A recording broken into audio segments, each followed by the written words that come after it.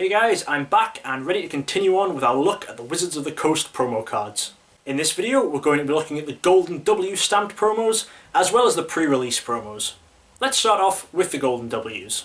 This was a set of 7 cards released in a variety of different methods. All were reprints from Wizards sets but contained the stamp of a Golden W, the Wizards of the Coast logo, on the lower right corner of the image. These cards were a first edition Jungle Pikachu, released in the September 1999 issue of Duelist magazine, a Fossil Kabuto, released in the December 1999 issue of Top Deck magazine, a Base Set 2 War Turtle, released in the March 2000 issue of Top Deck magazine, a Dark Arbok from Team Rocket, released in February 2001 at a Hong Kong league.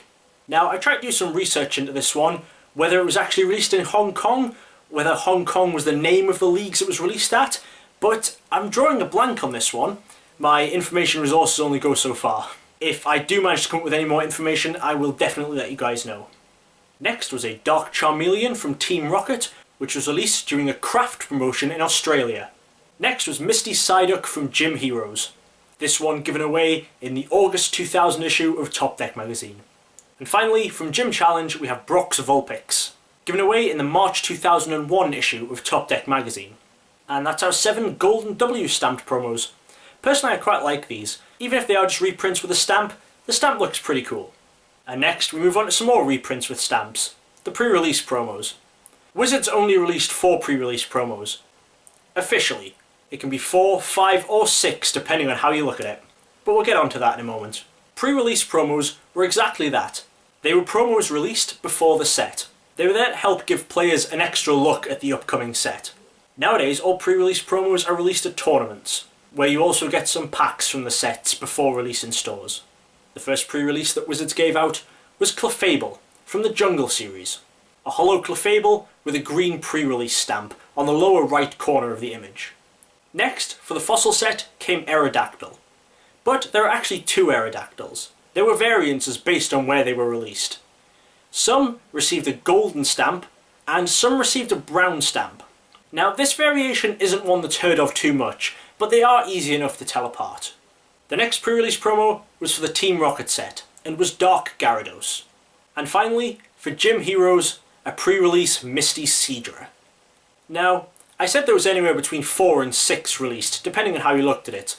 Of course, the 4 official ones, 5 if you count the variation Aerodactyl, but let's take a quick look at the 6th, the legendary pre-release Raichu. I am eventually going to do a full video just on this card, because with the history behind it, it deserves nothing less. But I'll give you a quick rundown of it here. Basically, the story goes that when the pre-release Clefables were being printed, a number of base set Raichus were also stamped with the pre-release stamp. These were all caught, and most were destroyed by Wizards, with only a very small number being saved and given out to the top employees in the company at the time. For years, the card remained an open secret. Wizards employees would deny its existence, while at the same time showing the card to people. Even when Wizards lost the license, there was no official mention anywhere of this card ever existing. All of that changed in 2007, when, on the Pokegym, former Wizards employee Mike Boozer for the first time officially announced that the pre-release Raichu did in fact exist.